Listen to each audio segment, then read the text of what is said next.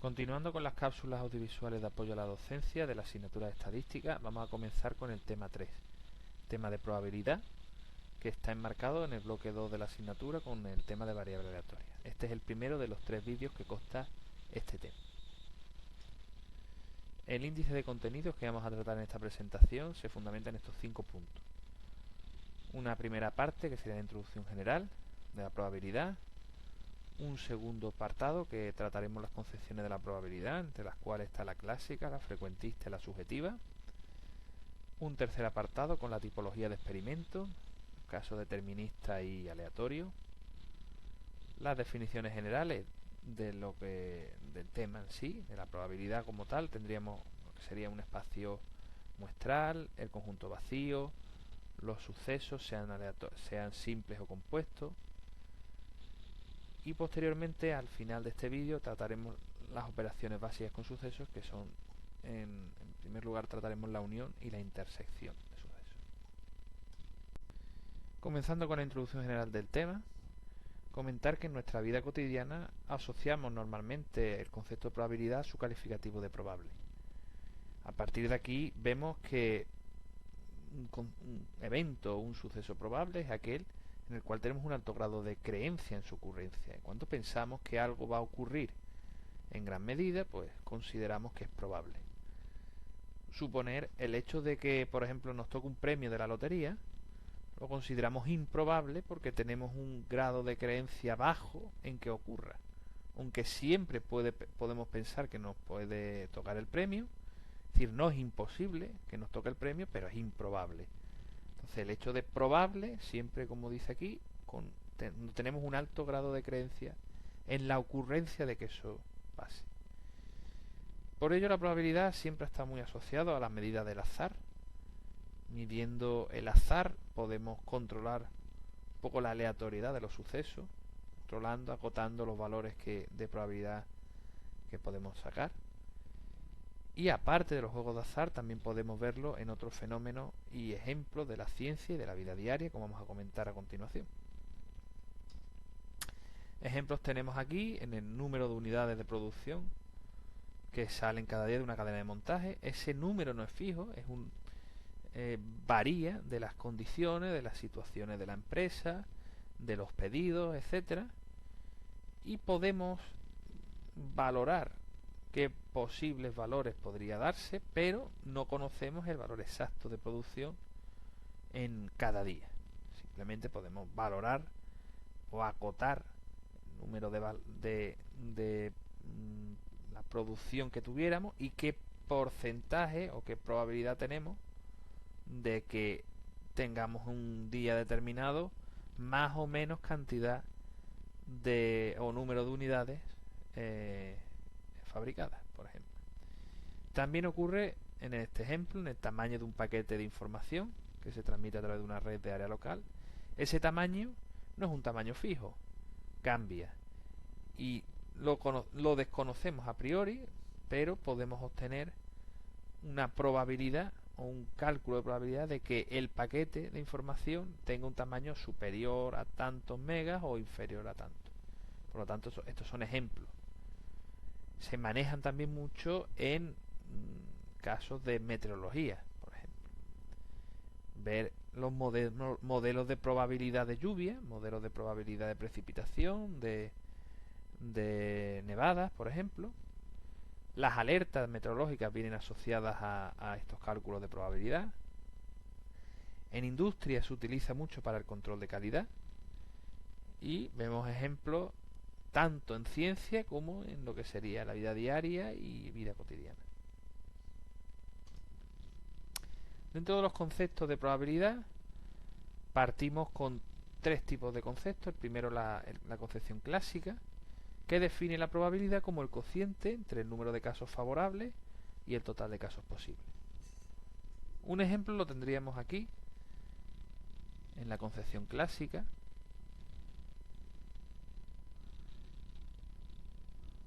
Si consideramos una bolsa con una serie de bolas, una bolsa con bolas negras y bolas rojas.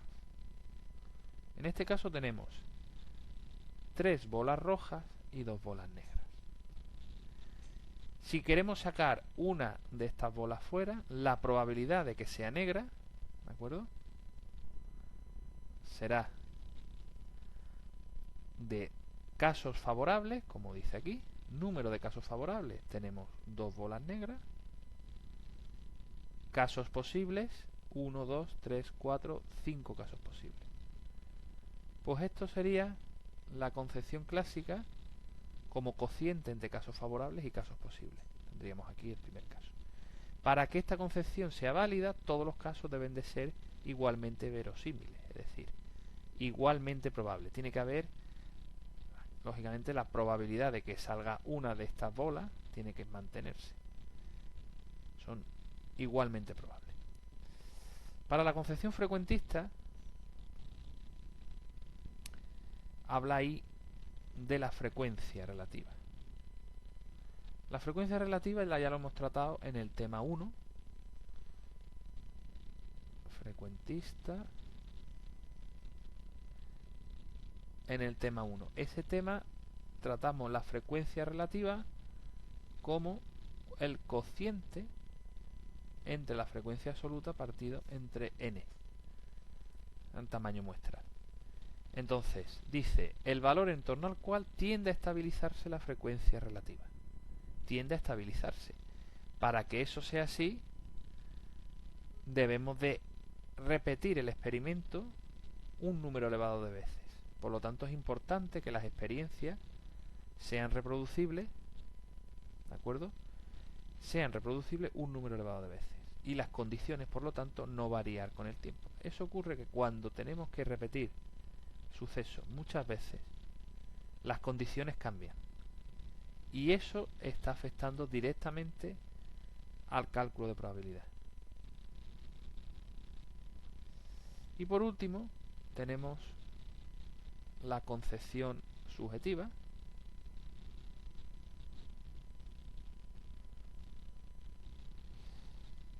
En esta concepción yo siempre pongo el ejemplo siguiente.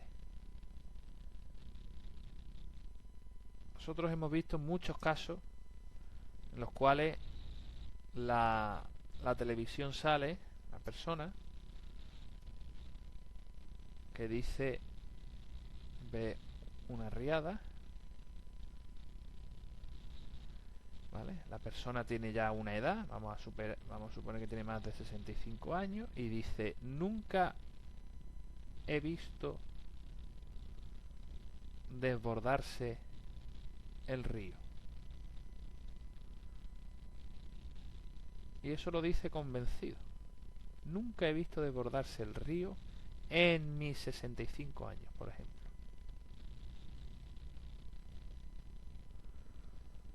Claro, es una concepción subjetiva, porque a lo mejor en 1990 ya se desbordó el río. Pero claro, es grado de creencia. Pensamos que nunca se ha visto desbordado y por lo tanto ya es muy poco probable que ocurra. Es decir, que el río se desborde es improbable. ¿Por qué? Porque esta persona con 65 años nunca lo ha visto. Y a lo mejor sí ha ocurrido. ¿De acuerdo? Entonces, la concepción subjetiva viene muy relacionado con el grado de creencia de la ocurrencia de un suceso determinado y no está asociado a las dos concepciones que hemos visto al principio, que sí tienen una componente matemática clara con respecto a lo que sería la concepción clásica y la concepción frecuentista. Esta condición frecuentista, como hemos dicho, está basado en que veamos estabilizar esa frecuencia relativa y aquí el cociente de número de casos favorables y número de casos posibles, pero en la concepción subjetiva no. Y eso es lo que muchas veces provoca que la estadística y la probabilidad en concreto pues tenga ese punto de vista de decir, no, esto no ha ocurrido nunca, es muy poco probable o es imposible que ocurra porque yo no lo he visto. Entonces tendríamos la tercera concepción, que ya digo que no vendría con fundamento matemático. Bien, dentro de la tipología de experimentos que nos encontramos. Ahí vienen en primer lugar el experimento de tipo determinista.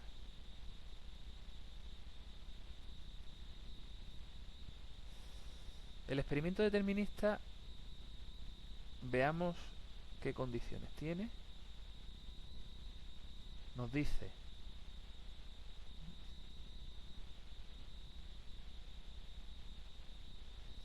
son aquellos realizados de una misma forma y en idénticas condiciones dan lugar al mismo resultado siempre. Vamos a ver un ejemplo.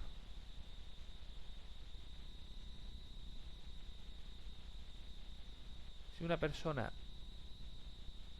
tira una pelota desde una determinada altura, ¿de acuerdo? La fuerza siempre masa por aceleración, en este caso la gravedad. Y entonces esto es una ley física y eso es un experimento determinista. Yo repito este experimento y al final siempre está en base a la ley física asociada. También ocurre con los teoremas matemáticos, ¿de acuerdo? Y entonces repetimos el experimento y siempre obtenemos el mismo resultado. A diferencia de lo que ocurre con los experimentos aleatorios. Los experimentos aleatorios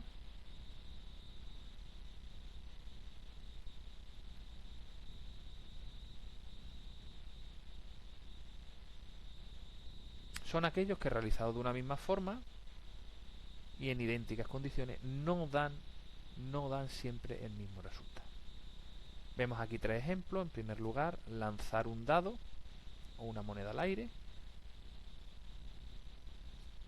Yo lanzo el dado, la probabilidad de obtener 1, 2 o otro resultado, si yo tengo 6 caras, utilizando la concepción clásica que hemos visto en la diapositiva anterior, la probabilidad de obtener un 1 sería 1, una cara, en la cual tenemos aquí, dividido entre 6 caras posibles, un sexto. El segundo ejemplo, la duración de la bombilla. Sabemos que las bombillas no duran siempre lo mismo, porque participan una serie de elementos. La duración, puede estar el vacío mal calculado o mal construida la bombilla, y entonces la duración pues puede ser entre 30.000 y 50.000 horas, pero no duran siempre el mismo tiempo las bombillas. Y por último tenemos el ejemplo del número de piezas defectuosas fabricadas al día, que el número de piezas lógicamente va variando. Un día podemos tener 32 piezas defectuosas, otro día podemos tener 35, otro 41, etcétera, en función de las condiciones que tenga la industria en ese momento o la máquina que está fabricando las piezas. Bien, como vemos, tanto el experimento aleatorio es radicalmente diferente a lo que sería el experimento determinista. Siempre obtendremos el mismo resultado, independientemente de las veces lo repitamos, puesto que sigue una ley física o teorema matemático. Y el experimento aleatorio no. El experimento aleatorio da resultados diferentes si lo repetimos de la misma forma, el experimento, ¿vale? La base que vamos a hacer para calcular la probabilidad siempre estará aquí, en los experimentos aleatorios, ¿de acuerdo? Bien, continuamos. Vamos a comenzar con las diferentes definiciones. Partimos definiciones con lo que sería el espacio muestral. El espacio muestral omega. el conjunto formado por todos los posibles resultados que se pueden obtener al realizar un experimento aleatorio. Ahora hemos visto 3 ejemplos de experimento aleatorio anteriormente. El lanzamiento de un dado. Claro, si lanzamos un dado tiene 6 caras, pues omega es 1, 2, 3, 4, 5 y 6, las 6 caras del dado. Para un semáforo, pues el semáforo tiene 3 colores, verde, rojo y ámbar. Pues eso sería el espacio muestral del suceso color del semáforo. El número de hermanos, pues ¿cuál sería el espacio muestral? Pues 0 hermanos, 1 hermano, 2, 3 o más hermanos. Como vemos, es simplemente denotar las posibles soluciones, los posibles resultados que tendría un experimento aleatorio. Si yo lanzo el dado, si yo tengo estoy estudiando el color de un semáforo, de los colores que puede coger el semáforo, el número de hermanos, etcétera. Y como digo, esto estaría dentro de lo que sería ya los conceptos base de probabilidad. Porque el siguiente que vemos aquí es lo que es un suceso aleatorio. ¿Qué es un suceso aleatorio? Es un subconjunto del espacio muestral. Si yo tengo el espacio muestral aquí, que esto estaría, si yo estoy teniendo en cuenta un dado, pues el suceso puede ser un suceso elemental, que sería un suceso formado por un único resultado del experimento aleatorio. Por ejemplo, sacar un 3, que sería el suceso A. Pues sacar un 3 sería un suceso elemental. El suceso B, sacar más de un 3. Pues en este caso el suceso B, si es más de un 3, pues tendremos que coger este subconjunto del espacio muestral, 4, 5 o 6.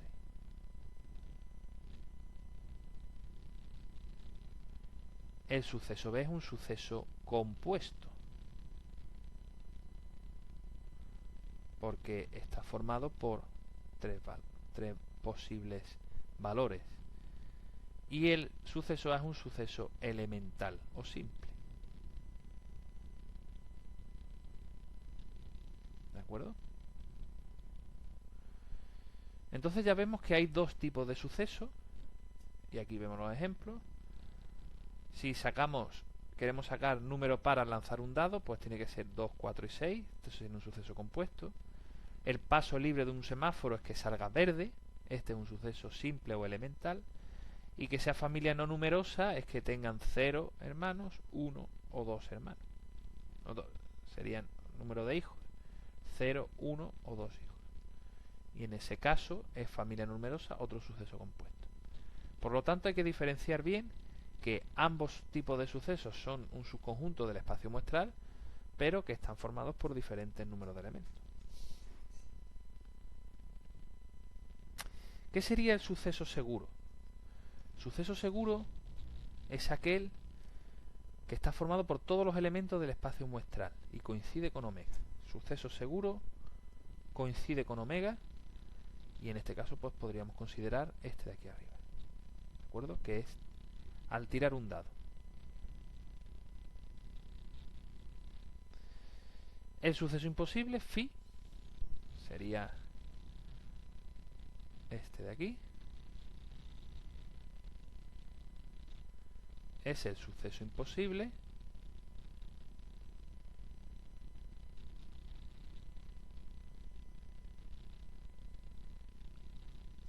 Y es un suceso que no se verifica nunca porque sus elementos no están en omega. Vamos a ver, si estamos considerando este espacio muestral, este es 1, 2, 3, 4, 5, 6, suceso seguro, pues vemos que están dentro del espacio muestral. Pero ¿qué ocurre si yo considero el suceso C, que es sacar un 7 al tirar un dado? Pues eso es imposible, porque no tenemos el 7 dentro del espacio muestral, dentro del suceso seguro. Por lo tanto, el 7, así, y el D, por ejemplo, en un semáforo, En azul, pues un suceso imposible, por lo tanto estaría dentro de phi, y el número negativo de hermanos pues también es un suceso imposible. Por lo tanto observamos aquí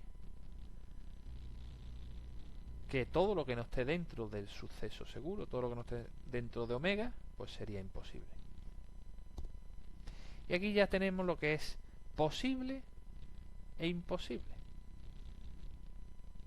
Si está en omega es posible que ocurra, y si no está en omega es imposible que ocurra el suceso. Y aquí ya vemos la primera diferenciación, posible e imposible. Todavía no estamos en la probabilidad, en el concepto, en el cálculo de probabilidad, pero ya vemos cuando un suceso es posible o imposible. Bien.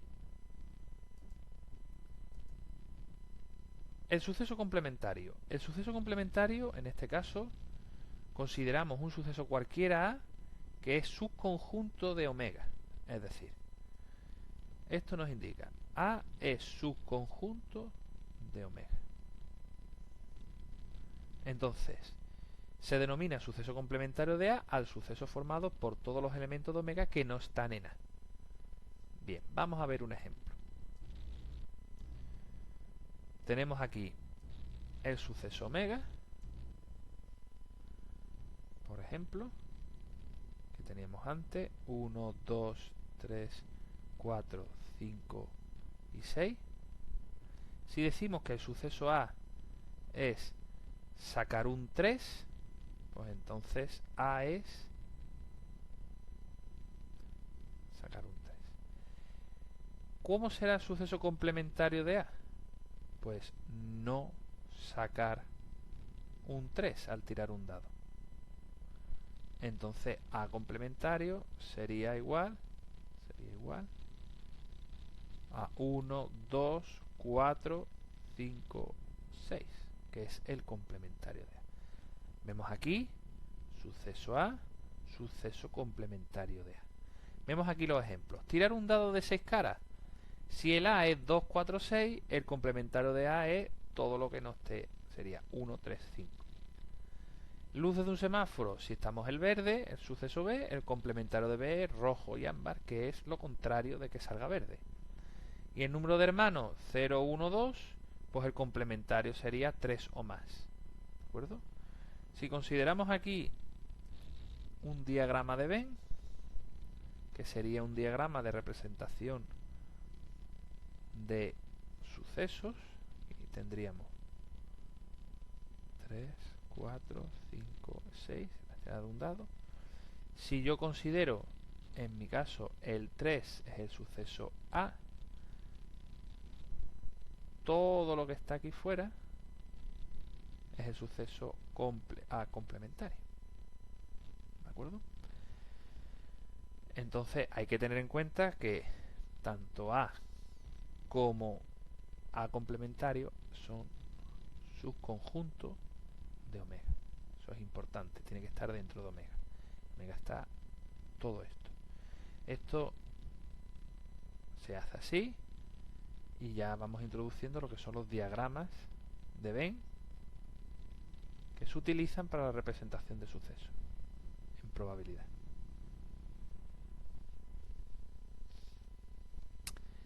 Continuamos con las definiciones. ¿Sucesos incompatibles? Pues son aquellos sucesos que no pueden ocurrir simultáneamente porque no tienen elementos comunes. Vamos a ver esto. En el caso de A y A complementario, A y A complementario son dos sucesos que son incompatibles.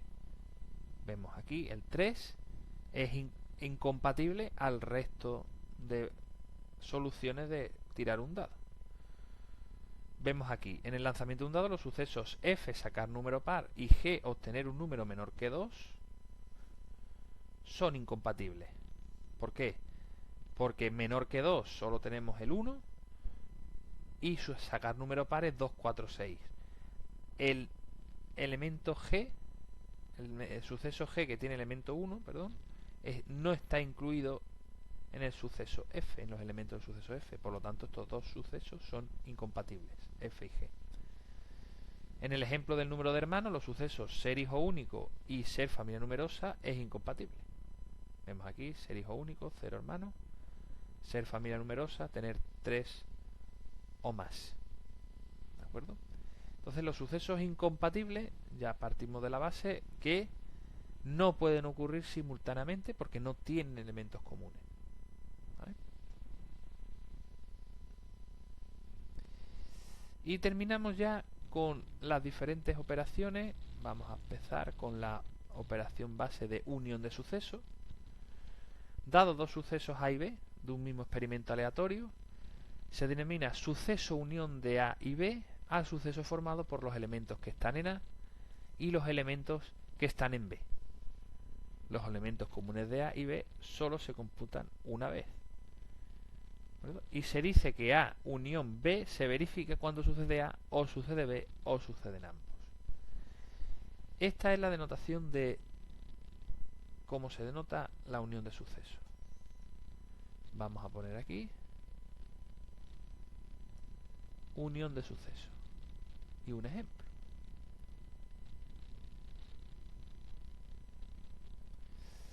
La unión de sucesos, si yo considero suceso A unido al suceso B, supongamos que yo tengo el suceso A y el suceso B. Pues la unión es todo lo que está en A,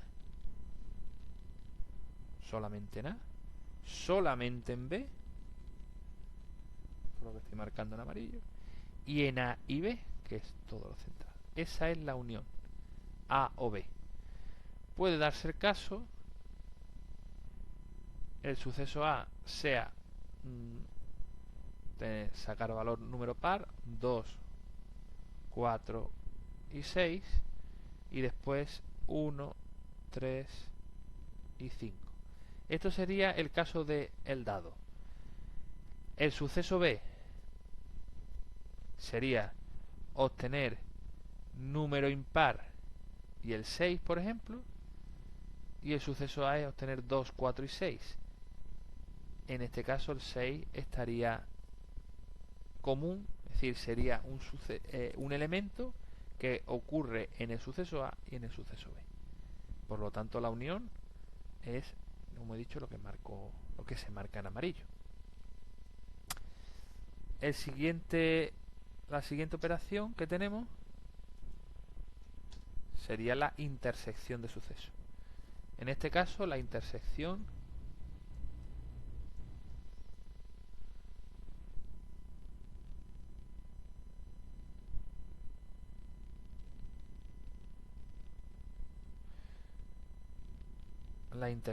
de sucesos se denota como A intersección con B, y la definición es que dado dos sucesos A y B de un mismo experimento se denomina suceso intersección de A y B al suceso formado por los elementos comunes de los sucesos A y B, solamente los comunes. En este caso tendríamos el diagrama, tendríamos el suceso A y el suceso B, y la intersección solamente es lo que es común a A y B. ¿De acuerdo? A diferencia de lo que hemos visto antes en la unión, que está considerando todo lo de A, todo lo de B y la intersección de A y B. Aquí solamente estamos considerando la intersección. Y es un suceso más restrictivo, como vemos, que la unión de sucesos. La unión la tenemos, ya digo así, la intersección es más restrictiva. Ejemplos tenemos, por ejemplo aquí, en este caso sería 2, 4, 6, 1, 3, 5, 6, pues la intersección de A y B, si yo considero, lo denoto así, 1, a ver, sería 2,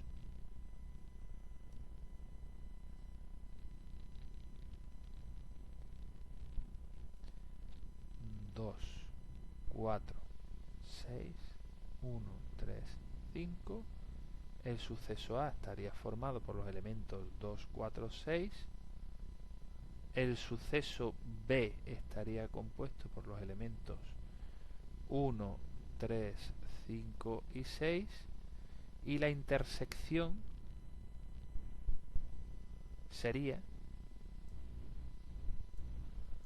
claramente el 6, que es el único elemento que está en A y en B. La unión pues sería todo lo demás, sería 1, 2, que en este caso coincide, de acuerdo aquí, 1, 2, 3, 4, 5 y 6. Parte de la unión y la intersección de sucesos tenemos la resta también. En este caso, la resta de sucesos, consideramos dos sucesos A y B de un mismo experimento aleatorio y se denomina entonces suceso resta de A menos B al suceso formado por los elementos de A que no están en B. Se dice que A menos B se verifica cuando sucede A y al mismo tiempo no sucede B. Vamos a verlo con un ejemplo. En este caso ponemos aquí la resta de sucesos.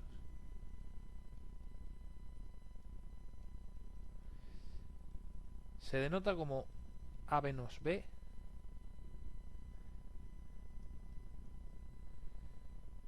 y vemos aquí dos expresiones. La primera, que A menos B es igual a A intersección con el complementario de B. Vamos a verlo. Supongamos un suceso A, un suceso B. Y entonces sería la intersección de A con el complementario de B.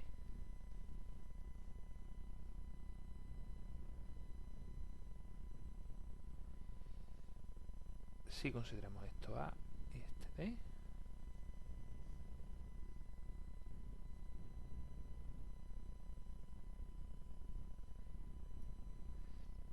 el suceso A sería este de aquí y el suceso B complementario es todo lo que está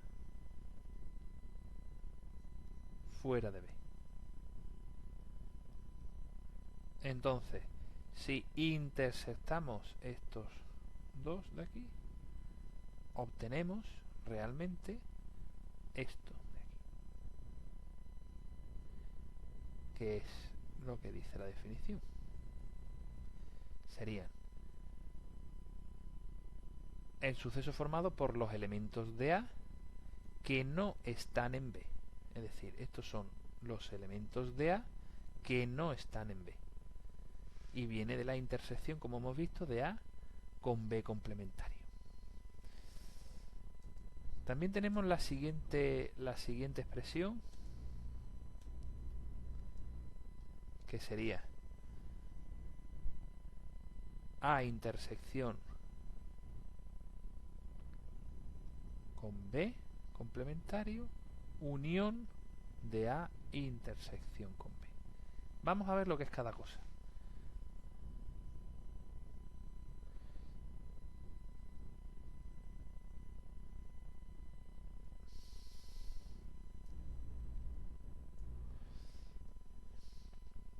A intersección con B complementario lo hemos visto antes.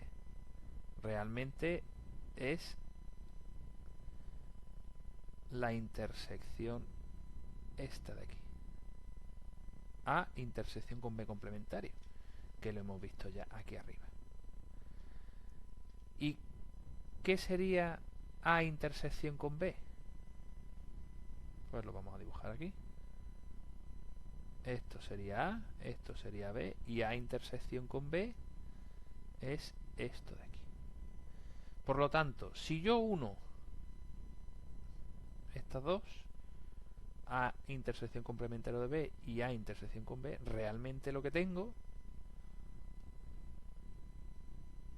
si lo vemos claramente, realmente lo que tengo ya es esto más esto, es el suceso A. ¿De acuerdo? Que está aquí. A vendría formado por a esta intersección y esta otra intersección, que hemos visto que coge todo el suceso A. Por lo tanto, esta expresión y esta expresión, que sería A menos B, son base para lo que es la resta de suceso y la definición del suceso A como tal. Por lo tanto, se utilizan mucho ya como operaciones de base de sucesos para probabilidad. Y finalizamos el vídeo con un ejemplo que sería un experimento aleatorio que ya hemos visualizado antes, que sería el lanzamiento de un dado. Vamos a verlo.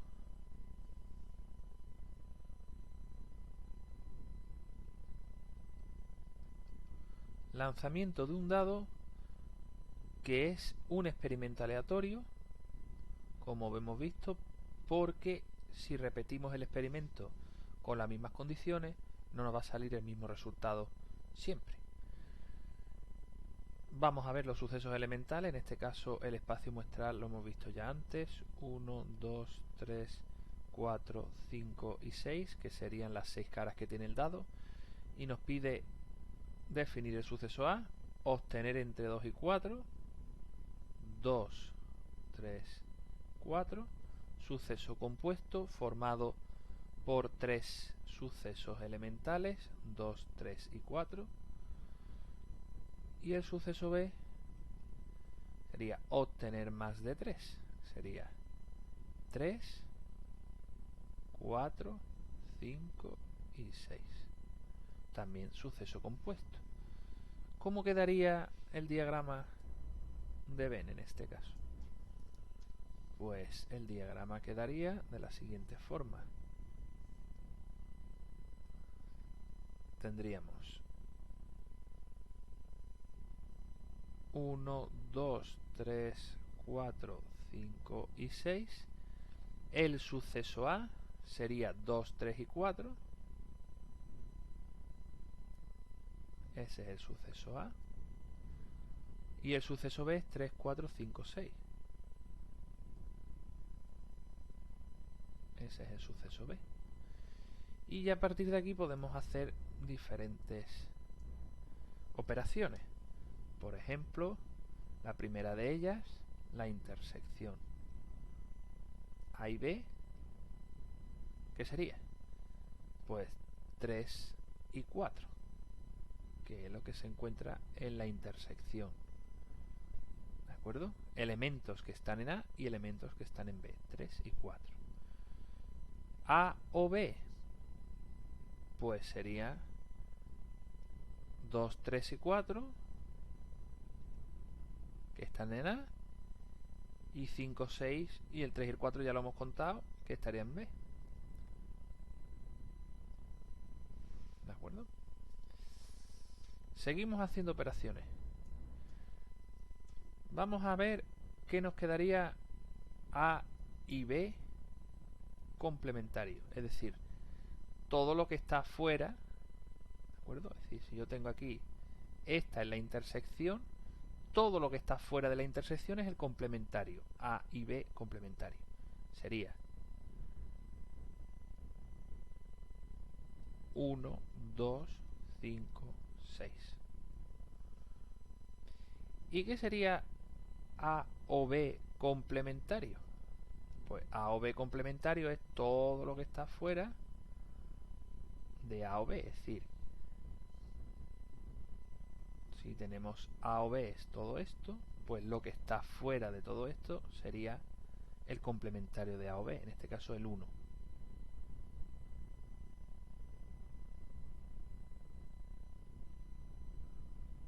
¿De acuerdo? Y así podemos ir sacando el complementario de A, pues 1, 5, 6. Complementario de B, 1, 2. ¿De acuerdo? Y así podemos ir viendo los sucesivos sucesos. Lógicamente, A y B sería obtener entre 2 y 4 y más de 3. Entonces, obtener entre 2 y 4 y más de 3. Este segundo caso sería obtener entre 2 y 4 o obtener más de 3. Y aquí ya el complementario sería lo contrario de obtener 3 entre 2 y 4 y más de 3, que sería 1, 2, 5, 6 y así sucesivamente. ¿De acuerdo? Esto sería un ejemplo de todo lo que podríamos sacar del experimento aleatorio y lanzamiento de un dado. Pues nada, a partir de aquí ya cerramos el vídeo 2, el vídeo 1, perdón, y comenzaremos el vídeo 2 con las diferentes operaciones ya más complejas de probabilidad y de lo que sería trabajo con sucesos y cálculo de probabilidades posterior. Muchas gracias por su atención, espero que les haya sido de ayuda.